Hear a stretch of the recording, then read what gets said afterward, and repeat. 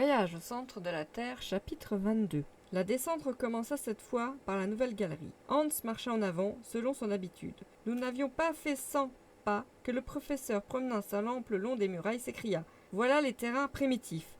Nous sommes dans la bonne voie. Marchons, marchons. » Lorsque la Terre se refroidit peu à peu, au premier jour du monde, la diminution de son volume produisait dans l'écorce des dislocations, des ruptures, des retraits, des fendilles.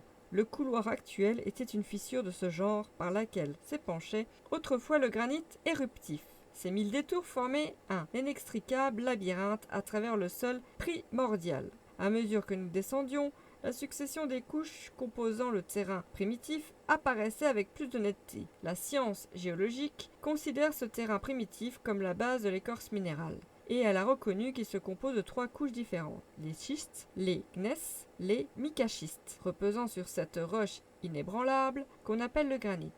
Or, jamais minéralogiste ne s'était rencontré dans les circonstances aussi merveilleuses pour étudier la nature sur place. Ce que la sonde, machine inintelligente et brutale, ne pouvait rapporter à la surface du globe, de sa texture interne, nous allions l'étudier de nos yeux, le toucher de nos mains. À travers l'étage de ces schistes, colorés de belles nuances vertes, serpentaient des filons métalliques de cuivre, de manganèse, avec quelques traces de platine et d'or.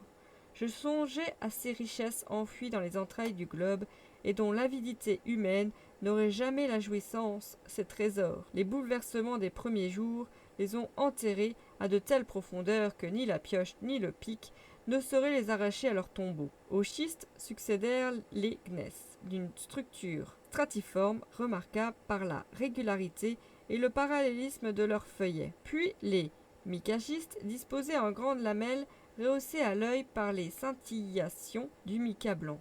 La lumière des appareils, répercutée par les petites facettes de la masse rocheuse, croisait ces jets de feu tous les angles, et je n'imaginais voyager à travers un diamant creux, dans lequel les rayons se brisaient en 1000 éblouissements. Vers 6 heures du soir, cette fête de la lumière vint à diminuer sensiblement, presque à cesser. Les parois prirent une teinte cristallisée, mais sombre. Le mica se mélangea plus intimement au feldspath et au quartz, pour former la roche par excellence, la pierre dure entre toutes, celle qui supporte, sans en être écrasée, les 4 étages du terrain du globe. Nous étions murés dans l'immense prison de granit.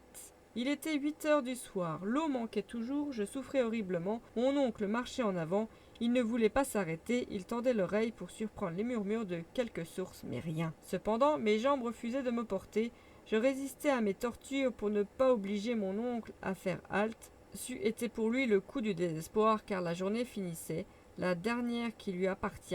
Enfin, mes forces m'abandonnèrent, je poussai un cri et je tombai. « À moi, je meurs !» Mon oncle revint sur mes pas.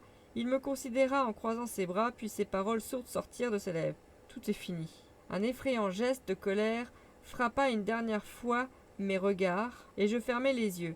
Lorsque je les rouvris, j'aperçus mes 2 compagnons immobiles et roulés dans leur couverture. Dormaient-ils ? Pour mon compte, je ne pouvais trouver un instant de sommeil, je souffrais trop, et surtout de la pensée que mon mal devait être sans remède. Les dernières paroles de mon oncle retentirent dans mon oreille. Tout était fini, car dans un pareil état de faiblesse, il ne fallait même pas songer à regagner la surface du globe. Il y avait 1 lieue et demie d'écorce terrestre, et il me semblait que cette masse pesait de tout son poids sur mes épaules. Je me sentais écrasé et je m'épuisais en efforts violents pour me retourner sur ma couche de granit.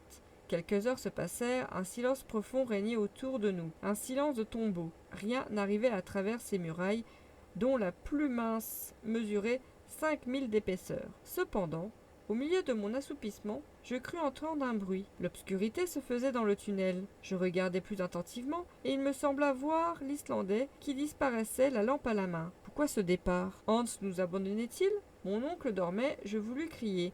Ma voix ne put trouver passage entre mes lèvres desséchées. L'obscurité était devenue profonde, et les derniers bruits venaient de s'éteindre. « Hans nous abandonne !» m'écriai-je. « Hans ! Hans !» Ces mots, je les criai en moi-même. Il n'allait pas plus loin. Cependant, après le premier instant de terreur, j'eus honte de mes soupçons contre un homme dont la conduite n'avait rien eu jusque-là de suspect. Son départ ne pouvait être une fuite. Au lieu de remonter la galerie, il la descendait, de mauvais dessein l'eussent entraîné en haut. Non, en bas. Ce raisonnement me calma un peu, et je revins à un autre ordre d'idées. Hans, cet homme paisible, un motif grave, avait pu seul l'arracher à son repos. Allait-il donc à la découverte? Avait-il entendu, pendant la nuit silencieuse, quelques murmures dont la perception n'était pas arrivée jusqu'à moi? Fin du chapitre 22.